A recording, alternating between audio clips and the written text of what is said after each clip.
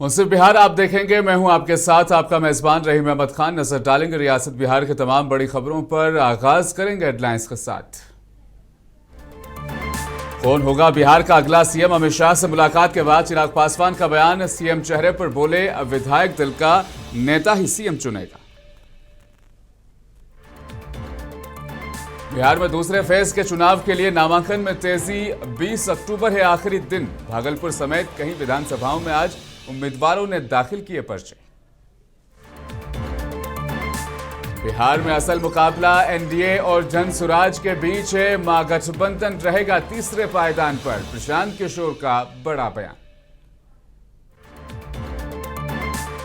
BJP में रूठों को मनाने का सिलसिला शुरू। जेडीयू के बागी विधायक गोपाल मंडल ने दाखिल किया पर्चा। अरिजीत शाश्वत ने पहुंचकर नहीं भरा पर्चा। चिराग पासवान ने पटना के एक होटल में केंद्रीय मंत्री अमित शाह से मुलाकात की। ये मुलाकात बिहार विधानसभा चुनाव को लेकर और एनडीए गठबंधन की चुनावी रणनीति को मजबूत करने के लिए हुई। चिराग पासवान ने कहा कि उनकी गठबंधन की खासियत और ताकत यह है कि सभी सहयोगी दल एक दूसरे का हाथ पकड़कर मिलकर काम करते हैं। एनडीए की ऐतिहासिक जीत की ओर आगे बढ़ रहा है। चिराग पासवान ने बताया कि पिछले एक साल में प्रधानमंत्री मोदी 11 बार बिहार आ चुके हैं, जिससे चुनावी प्रचार को मजबूती मिली है। मुलाकात में उन्होंने आगामी चुनाव प्रचार और रणनीतिक चर्चा भी की।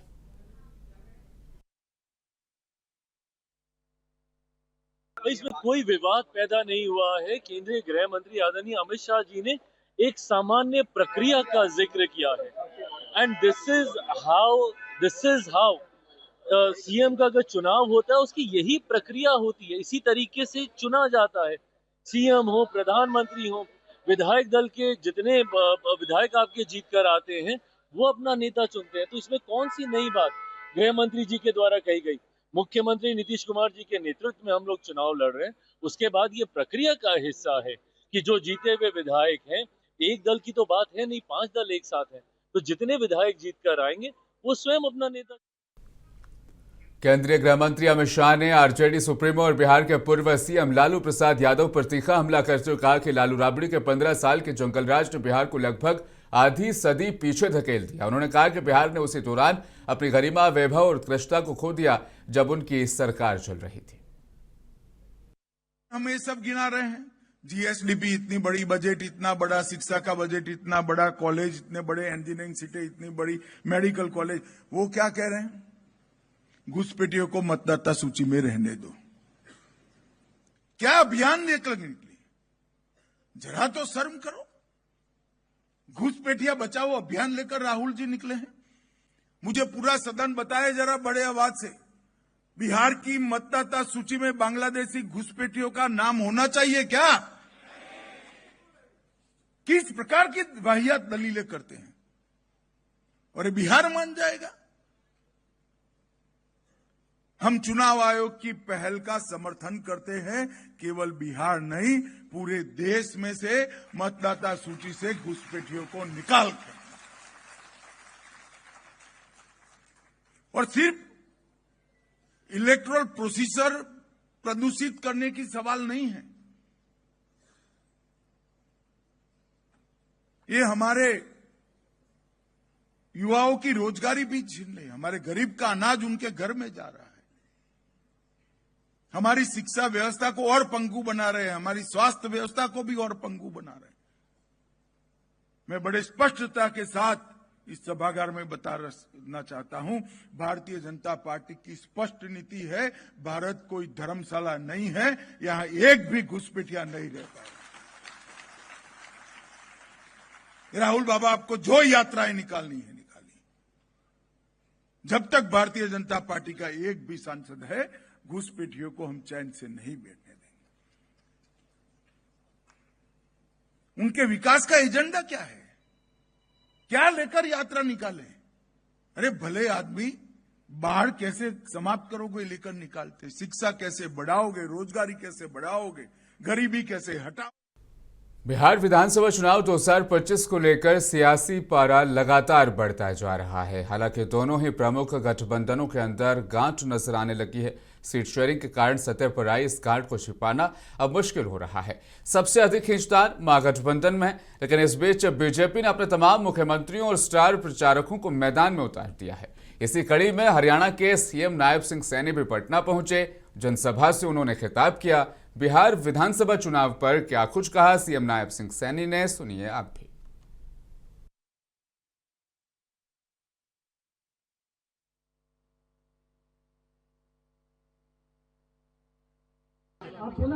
देखिए, बिहार में नॉन स्टॉप एनडीए गठबंधन की सरकार बन रही है। आदरणीय नीतीश कुमार जी के नेतृत्व में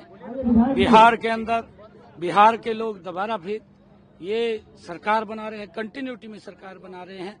बिहार के लोग विकास चाहते हैं, बिहार के लोग एजुकेशन चाहते हैं, बिहार के लोग स्वास्थ्य के प्रति वो सजग होना चाहते हैं। और ये सारे कार्य नीतीश कुमार और आदरणीय मोदी जी की एनडीए की सरकार ने गति से बिहार को बदला है। कांग्रेस और लालू यादव की पार्टी ने तो बिहार के अंदर जंगल राज खड़ा किया है। इस जंगल राज से, क्योंकि उनके राज के अंदर गरीबी, अशिक्षा और उनमें गुंडा राज जो देखने को मिलता था, व्यक्ति 5 बजे के बाद तो बाहर नहीं निकलता था, इस प्रकार की स्थिति थी। लोग आज उसको नहीं चाहते, लोग विकास चाहते हैं। लोगों ने मन बनाया है कंटिन्यूटी में आदरणीय प्रधानमंत्री जी को संकल्प। तो बीजेपी के तमाम स्टार प्रचारकों का बिहार पहुंचने का सिलसिला जारी है। इसी के तहत त्रिपुरा के सीएम माणिक साहा भी बिहार विधानसभा चुनाव के मद्देनजर बिहार पहुंचे। प्रधानमंत्री मोदी और अमित शाह कहते हैं कि बिहार विकसित होगा तो देश भी विकसित होगा। नॉर्थ ईस्ट जिस तरीके से आबाद हो रहा है, वैसे ही अब सरकार बिहार पर भी तरक्की देगी, ये माणिक साहा ने कहा है। माननीय प्रधानमंत्री श्री नरेंद्र मोदी जी हमेशा कहते हैं बिहार को डेवलप होना चाहिए, तब देश भी डेवलप्ड होगा। जैसे उन्होंने कहा अष्टलक्ष्मी नॉर्थ ईस्ट में जिस तरह डेवलपमेंट उनके कारण संभव हुआ, जो उन्होंने हमेशा कहते हैं नॉर्थ ईस्ट को जो पहले कोई किसी ने नहीं देखा, तो इसलिए बिहार का हालत हम लोग जानते हैं। लालू जी के समय क्या क्या यहाँ पर नहीं हुआ, तो इसीलिए हम आए हैं। यहाँ पर इलेक्शन होने जा रहा है और चंपारण जैसे जगह में आना मतलब मेरे लिए एक माने गौरवशाली चीज है, मेरे लिए बहुत ही इम्पोर्टेंट है।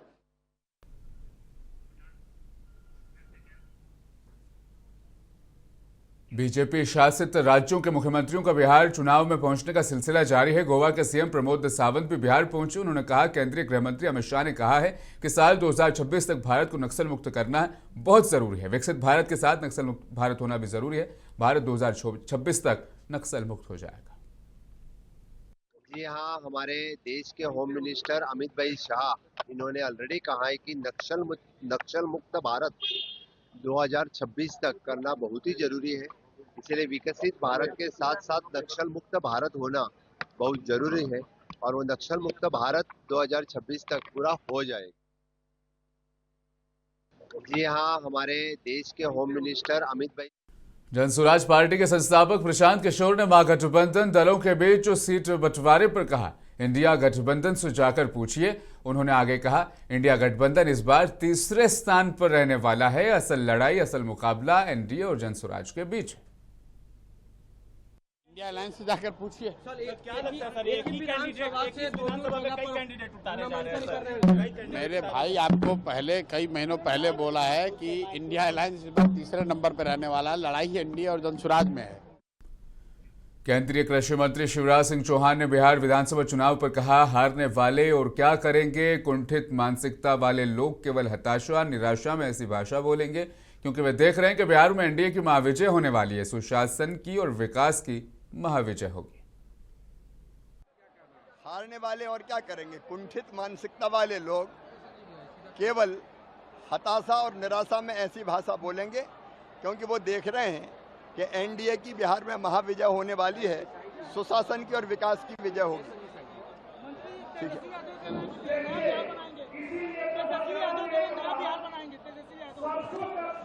उनके जंगल राज को कोई भूला थोड़ी है। बहुत दिन नहीं हुए जब घपलों और घोटालों ने केवल एक परिवार का भला किया था, बिहार को बर्बाद कर दिया था। भाजपा सांसद रवि किशन ने बिहार विधानसभा चुनाव पर कहा, हम बिहार को जितना जानते हैं और तो एनडीए गठबंधन एक बहुत बड़ी जीत की ओर जा रहा है। हम बिहार जीत जाएंगे। हम लोगों का प्रयास है कि हम उन इलाकों में अब ज्यादा ध्यान दें जहां पर भाजपा नहीं जीतती है। बहुत ऐतिहासिक दिख रहा है। देखिए क्या है कि मोदी जी और नीतीश जी को बिहार अपने सीने में लगा लिया। धनतेरस का सब लोगन के शुभकामना दे। जो हम अभी प्रचार करके अब पूजा में जा रहे हैं अपने घर, फिर लौटेंगे, लेकिन ऐतिहासिक जीत होगी। जो मेरा आकलन है, जो हम इतने सालों से और जो बिहार के हम जानता नहीं इतना साल से, ये एक बहुत बड़ी जीत की ओर एनडीए जा रही है और ये सरप्राइज करेगा। इस बार का जो मेन फोकस टारगेट है कि जहां हम लोग कई सालों से नहीं जीते हैं बिहार में, उस टाइम पर भाजपा एनडीए नीतीश बाबू और मोदी जी का हम लोगों का प्रयास है उस गढ़ पे हम लोग ज्यादा फोकस करें। आप लोगों के माध्यम से मैं हर समुदाय हो, यादव समुदाय हो, मुसलमान समुदाय है, सब लोगों को, युवाओं को जो काफी आकर्षित है इस विकास को देख के, इस नए बिहार को देख के, कि इस बार आप लोग कास्टिज्म से, जातवाद से जो युवा पीढ़ी है जो हम लोगों को वोट नहीं देती थी, वो इस तरफ आकर्षित हो। काफी लोगों से बातचीत भी हो रही, लेकिन हम लोगों का फोकस टारगेट है वो सारी सीटों को जीतना जो हम लोग कई सालों से नहीं जीते। जेडीयू नेता केसी त्यागी ने कहा कि जेडीयू का मानना है कि पिछले 20 सालों से बिहार की प्रगति नीतीश कुमार के नेतृत्व में ही संभव हो पाई है। वे चुनाव का चेहरा होंगे और चुनाव के बाद मुख्यमंत्री भी बनेंगे। जनता दल यू का विश्वास है, जनता दल यू का मानना है, पिछले 20 वर्षों से बिहार की प्रगति नीतीश कुमार के नेतृत्व में ही संभव हो सकी है। लिहाजा वो चुनाव का भी चेहरा होंगे और चुनाव के बाद मुख्यमंत्री देना चाहिए। जनता दल यू का विश्वास है, जनता दल यू का मानना है, पिछले 20 वर्षों से बिहार की प्रगति नीतीश कुमार के नेतृत्व में ही संभव हो सकी है। लिहाजा वो चुनाव का भी चेहरा होंगे और चुनाव। और अब नामांकन की खबरों पर कुछ डाल लेंगे नजर। चैनपुरा विधानसभा से राज्य के अल्पसंख्यक कल्याण मंत्री मोहम्मद जमा खान ने आज एनडीए समर्थित जेडीयू प्रत्याशी के तौर पर भभुआ अनुमंडल दफ्तर में अपना पर्चा दाखिल कर दिया है। पर्चा दाखिल करने के बाद उन्होंने कहा कि विकास ही उनका एजेंडा है। उन्होंने बताया कि चैनपुर में मेडिकल कॉलेज, डिग्री कॉलेज और स्पोर्ट्स कॉम्प्लेक्स उनकी बड़ी उपलब्धियां रही है। किसानों तक पानी पहुंचाने और जनता के प्रति समर्पण को अपनी प्राथमिकता बताते हुए उन्होंने कहा कि वे क्षेत्र के विकास के लिए प्रतिबद्ध है। गौरतलब है कि जमा खान पिछले चुनाव में बसपा से विजेता रहे थे और बाद में जेडीयू में शामिल होकर मंत्री बन गए थे।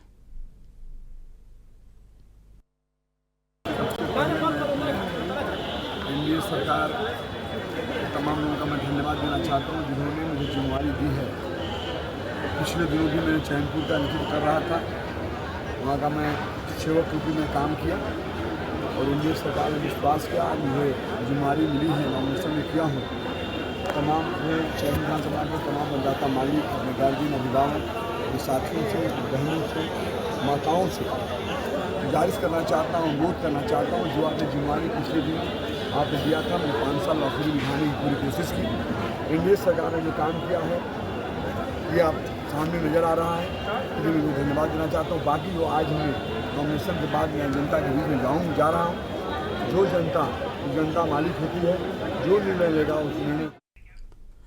कटिहार में महागठबंधन के उम्मीदवारों ने कदवा और बलरामपुर विधानसभा सीट से नामांकन पर्चा दाखिल किया। कदवा से कांग्रेस विधायक दल के नेता सह विधायक शकील अहमद खान ने पर्चा दाखिल कर दिया है। तो वहीं बलरामपुर की बात करें तो माले विधायक दल के नेता विधायक महबूब आलम ने अपने कारकुनान के साथ नामांकन पर्चा दाखिल कर दिया। पर्चा दाखिल करने के दौरान उनके साथ झारखंड के स्वास्थ्य मंत्री इरफान अंसारी भी मौजूद रहे। महागठबंधन की सरकार बनेगी। मौजूदा सरकार का जालिमाना रवैया, मौजूदा सरकार का भ्रष्टाचारी रवैया और कांग्रेस पार्टी और महागठबंधन सामाजिक न्याय, सामाजिक एकता अमन, आष्टी, प्रेम और विकास के साथ अपने कदम को हमेशा आगे बढ़ाती रही है। मेरा ये प्रयास रहा और मेरी कोशिश रही। बड़ी तो निश्चित तौर पर डिप्टी सीएम ये कह सकते हैं, ये कदवा और कटिहार के लिए गर्व की बात होगी। और रही विकास की आप बात करते हैं, मैं 3 बार का विधायक हूँ झारखंड से। भारतीय जनता पार्टी की सरकार वहाँ रही, 10 साल वहाँ सरकार रही। जब मैं विधायक बना, एक काम नहीं हुआ। काम में भी जात पात, काम में भी भेदभाव भाजपा ने किया वहाँ। और मैं तो बधाई दूंगा शकील अहमद खान साहब को। मैं आया हूँ कदवा, एनडीए ने और जनता दल यूनाइटेड के तरफ से कदवा विधानसभा में सेवा करने का अवसर दिया है और मैं पूरी ताकत से, पूरी क्षमता के साथ पहले भी एक सांसद के रूप में उस क्षेत्र में काम किए थे और उस क्षेत्र की जनता का सेवा करेंगे, उस क्षेत्र का काम करेंगे। और मैं कदवा की जनता को ये कहना चाहता हूँ कि पूर्व से भी उस क्षेत्र में मेरा कार्य क्षेत्र रहा है और फिर पुनः हमारी पार्टी के नेता आदरणीय नीतीश कुमार जी और एनडीए ने 64 कदवा विधानसभा से प्रत्याशी बना करके और इस क्षेत्र की जनता का सेवा करने का दिया है, मौका दिया है। अभी हम लोग नामांकन करके निकले हैं। कदवा में हम लोग का भागलपुर में भी विधानसभा चुनावी माहौल चरम पर है। कांग्रेस के उम्मीदवार अजीत शर्मा ने सदर अनुमंडल दफ्तर पहुंचकर अपना पर्चा दाखिल कर दिया है। नामांकन से पहले अजीत शर्मा ने नगर भ्रमण यात्रा निकाली, जिसमें महागठबंधन के सैकड़ों कार्यकर्ता और समर्थक भी शामिल हुए। पूरे रास्ते में कार्यकर्ता राहुल गांधी जिंदाबाद, सोनिया जिंदाबाद, लालू यादव जिंदाबाद और तेजस्वी यादव जिंदाबाद के नारों से पूरा शहर और माहौल गूंज उठा। सदर दफ्तर पहुंचने पर कार्यकर्ताओं ने फूलमालाओं से अजीत शर्मा का जोरदार इस्तकबाल किया। नामांकन के बाद मीडिया से बातचीत में उन्होंने कहा, भागलपुर की जनता ने लगातार 3 बार मुझे अपना प्रतिनिधि चुना है। ये जनता का प्यार और भरोसा ही है जो मुझे सेवा के लिए प्रेरित करता है। इस बार भी जनता का समर्थन हमारे साथ है और मैं उनके विश्वास पर खरा उतरूंगा। महागठबंधन के उम्मीदवार अजीत शर्मा जी का आज नामांकन भरा जाएगा। आप देख सकते हैं पीछे तमाम हुजूम, ये तो एक टुकड़ी है। मुझे लगता है हजारों की संख्या में लोग स्टेशन चौक पर जमा हैं और चौथी बार विजयी होने के लिए ये सारी जनता, माँ बहन जो हमारी पीछे में खड़ी हैं, सब लोग उत्साहित हैं। और ये कोई पेड नहीं है, ये इन लोगों का अपना प्यार माननीय विधायक अजीत शर्मा जी को जनता के पूरा विश्वास हम पर करती है। 3 बार हमको विधायक बनाया और इस बार भी जो आप देख रहे थे उत्साह, चाहे बच्चे हो, बच्चियां हो, माता बहनें हो, भाई हो, सब लोग एक उत्साह था। और निश्चित तौर पर मुझे लगता है कि मेरे काम को देखते हुए जो मैंने विकास। कोढ़ा सीट से भाजपा उम्मीदवार कविता पासवान ने आज पर्चा भर दिया है। इस मौके पर पार्टी के कई नेता और कार्यकर्ता मौजूद रहे। भाजपा ने उन पर लगातार दूसरी बार यकीन जताया है। पर्चा भरने के बाद कविता पासवान ने कहा कि प्रधानमंत्री मोदी की क़यादत में देश ने विकास और तरक्की की है। उन्होंने वादा किया कि जीतने पर मखाना, मक्का आधारित उद्योग और कोढ़ा में डिग्री कॉलेज उनकी प्राथमिकता होगी।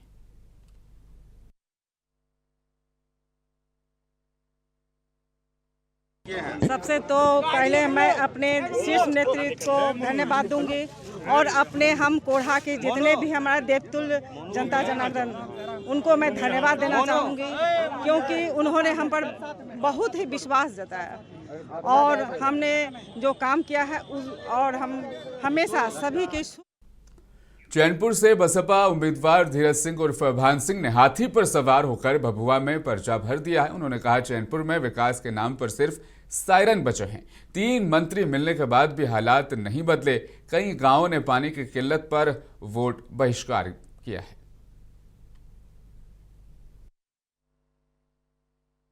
लड़ाई हमारी किसी से नहीं है।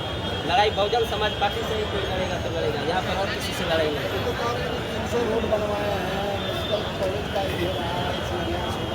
हवा में बनवाए होंगे, पेपर में बनवाए होंगे, पेपर में है। उन्होंने रुपये का निर्माण की बात कही, मेडिकल कॉलेज की बात कही, कहाँ पर है? केवल आश्वासन दिए हैं, कहीं कुछ नहीं है। पेपर में टांग दिए कि हम ये बनवा रहे हैं, वो बनवा रहे हैं, कहीं कुछ नहीं बना। बस केवल जनता को ठगने का काम किया। जनता समझ चुकी है। भी बहुजन समाज पार्टी से जीते हुए थे, तो यही तो गद्दारी की है बहुजन समाज पार्टी के लोगों ने, जाके बहुजन समाज पार्टी के लोगों। तो बड़ी खबर इस वक्त यह है कि मधुरा विधानसभा सीट से एनडीए की जो उम्मीदवार थी सीमा सिंह, उनका पर्चा मनसूख हो गया, यानी खारिज कर दिया गया है। एलजेपी रामविलास पार्टी से इनको टिकट मिला था और फिल्मी दुनिया से राजनीति में कदम रखते ही उनका विकेट दरअसल गिर चुका है। क्या है ये पूरी कहानी, मजीद तफसीलात के साथ समझेंगे। खुर्शीद आलम, मुंसिफ टीवी के सीनियर चेहरे, बिहार की राजनीति पर अपनी नजर बनाए हुए मेरे साथ जुड़ चुके हैं। खुर्शीद साहब, क्या रहा दरअसल सीमा जी का ये पूरा मामला? क्योंकि पहले भी चर्चा यही थी कि वो फिल्मी दुनिया से दाखिल राजनीति में हो रही है, उनको लेकर के सोशल मीडिया पर गर्दिशें खबरें बहुत थी, लेकिन अब ये पर्चा जो नामांकन जो खारिज हुआ है, किस तरीके से आप देख रहे हैं इस पूरी मामले को? रहीम देखिए, ऐसा है कि नए लोग जो आते हैं, कुछ कागजात में इनके कमी कल ही बताई जा रही थी, और वहां पे जो सीट इनको दी गई है, उस सीट से पहले जिस कैंडिडेट के पास सीट थी, असल में इस बार पूरे बिहार में एनडीए हो या इंडिया गठबंधन हो, जहां भी इन लोगों ने डबल कैंडिडेट दिया है, जो बागी उम्मीदवार हैं वो उनके खिलाफ कुछ ना कुछ काम कर रहे हैं। जैसे कि कल आपने देखा होगा कि 17 तारीख वाले में एक बिहार के मंत्री थे, 1 मिनट लेट होने की वजह से उनको वहां से खारिज कर दिया गया। मामला अंदरून खाना बगावत का भी चल रहा है, अंदर से जिनको ना मिला है, जो बागी हैं, वो भी कोशिश कर रहे हैं कि जो कैंडिडेट है उस कैंडिडेट को किसी भी तरह से इनको बाहर कर दिया जाए, पार्टी से इसका बदला लिया जाए। सीमा सिंह का मामला यह है कि सीमा सिंह यहाँ आई, वो बिहार के लिए एकदम नहीं है। उस इलाके में सीमा सिंह का अंदरून खाना बहुत मुखालफत हो रही थी, लोग नहीं चाह रहे थे, लेकिन उसके बाद भी पार्टी के प्रेशर में, दबाव में, और ये सीट पहले जेडीयू की सीट थी, बाद में इसको यहाँ ट्रांसफर किया गया। ये तमाम मामला था। रहीम, बहुत बहुत शुक्रिया वज़ीर तफसीलात के लिए। खुर्शीद आलम साहब, आप जुड़े और इस पूरे मामले पर अपनी नज़र भी रखी। व्यूवर्स को बताते चले, निरुआ हिंदुस्तानी जैसे सुपरहिट फिल्में दे चुकी सीमा दरअसल अब चुनाव नहीं लड़ पाएंगी, और मढोरा सीट पर सिर्फ सीमा सिंह ही नहीं बल्कि 4 ऐसे उम्मीदवार हैं जिनका पर्चा खारिज कर दिया गया है। बढ़ेंगे अब खबरों की जानिब आगे।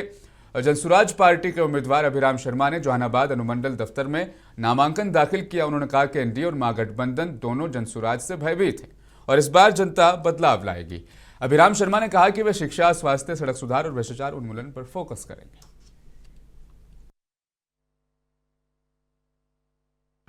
जनता इसलिए वोट दे कि जनता की ये जो अभी तक जो स्थिति है बिहार की, उसको शिक्षा की कौन ऐसा जनता की जिसकी ज़रूरत नहीं है। जनसुराज ही एक ऐसा पहला दल है जो बिहार में शिक्षा, रोजगार, पलायन और स्वास्थ्य की चर्चा किया।